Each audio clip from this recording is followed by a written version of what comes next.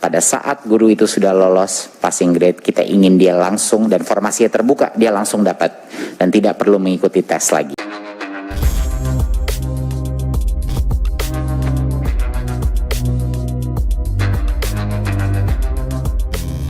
Selamat tahun baru 2022. Walaupun kita masih banyak tantangan ke depan, tapi saya optimis tahun ini transformasi pendidikan kita akan semakin positif.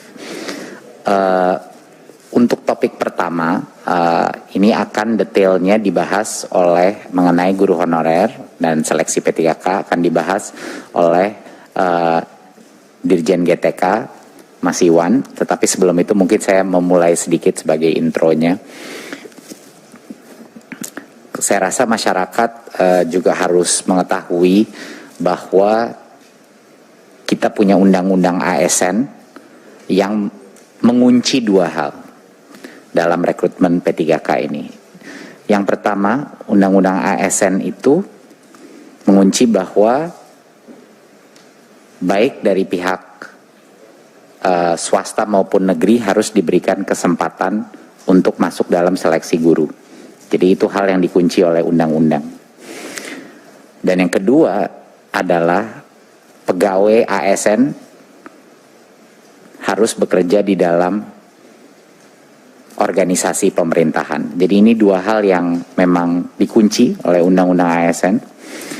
Tetapi saya mengerti bahwa ada dua isu besar. Satu isu yang terbesar adalah beberapa guru yang tentunya yang lolos passing grade tapi tidak ada formasi. Ada isu kedua yaitu guru-guru yang mungkin lolos passing grade tetapi kalah dengan beberapa guru swasta dari sisi ranking. Dan yang ketiga adalah isu beberapa yayasan yang kehilangan guru. Ya, ini isu tiga ini. Nah, ini akan dibahas sama Mas Iwan, tapi sangat penting untuk masyarakat mengetahui bahwa Kemdikbud mengambil posisi yang sangat jelas di sini. Walaupun ini bukan keputusannya Kemdikbudristek, bahwa ini adalah keputusan Panselnas, di mana ada beberapa pihak, posisi Kemendikbudristek, kami ada di sisinya guru honorer. Artinya apa? Kami mengambil posisi dan berjuang di Panselnas untuk bagi guru-guru yang sudah lolos passing grade tapi belum dapat formasi, kita ingin dia tidak harus tes lagi, pada saat formasinya keluar dia langsung dapat. Itu adalah posisi Kemendikbud. Satu, pertama. Jadinya guru-guru honorer di luar, para organisasi-organisasi harus menyadari bahwa Kemdikbud ada di sisi mereka dan kami sedang berjuang setiap hari untuk meyakinkan perubahan, sehingga perubahan Permen Pan-RB sehingga proses seleksinya itu bisa pada saat guru itu sudah lolos passing grade, kita ingin dia langsung dan formasinya terbuka, dia langsung dapat dan tidak perlu mengikuti tes lagi. Ya, itu yang pertama. Kita mengambil posisi yang sangat jelas untuk membela hak guru yang sudah lolos passing grade tetapi belum dapat formasi.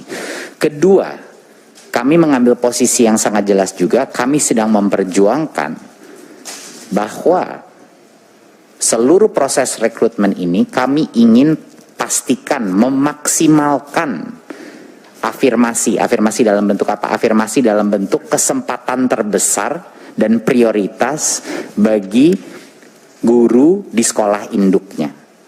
Itu adalah perjuangan kedua kita untuk memastikan dan memaksimalkan bahwa kita memberikan kesempatan terbesar dahulu bagi guru-guru honorer di sekolah-sekolah negeri di sekolah induknya dia, sehingga dia bisa mendapatkan kesempatan terbesar.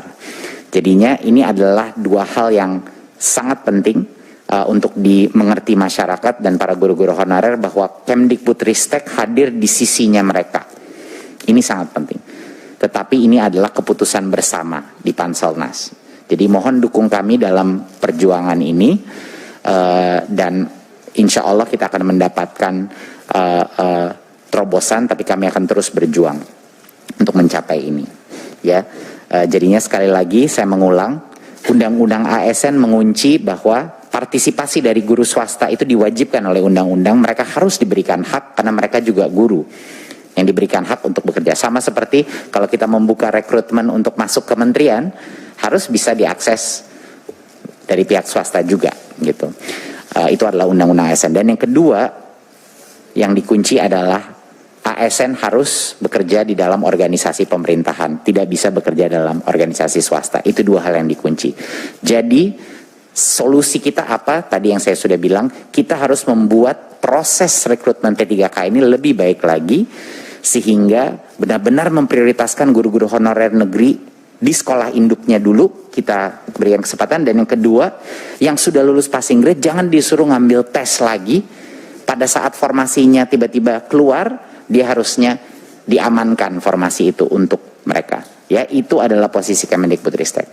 Poin saya terakhir sebelum saya berikan kepada Dirjen GTK adalah, Bapak Ibu, di tengah berbagai macam aspirasi dari masyarakat, janganlah kita lupa satu hal dan satu angka yang luar biasa. Hampir 300.000 guru di tahun 2021, guru honorer yang tadinya pendapatannya 400.000 sebulan, 500.000 sebulan, yang sengsara dengan gaji begitu kecil, sekarang telah menjadi P3K. 300.000. Kapan itu terakhir terjadi? Mungkin saya tidak, Bapak Ibu mungkin yang bisa lebih ingat, kapan itu terjadi? 300.000 guru sekarang kesejahteraannya terjamin, yang tadinya tidak. Jadi itu menurut saya suatu hal yang patut juga dirayakan, walaupun proses seleksi ini masih tidak sempurna, dan kita terus akan perjuangkan hak-hak guru induk, guru honorer, tetapi angka 300.000 ini tidak kecil, dan ini akan merubah kehidupan dan kesejahteraan mereka selama-lamanya. Jadi ini merupakan hal yang mungkin patut diingat juga. Dengan demikian dari saya, mungkin bisa saya berikan ke Mas Iwan, silakan Mas Iwan.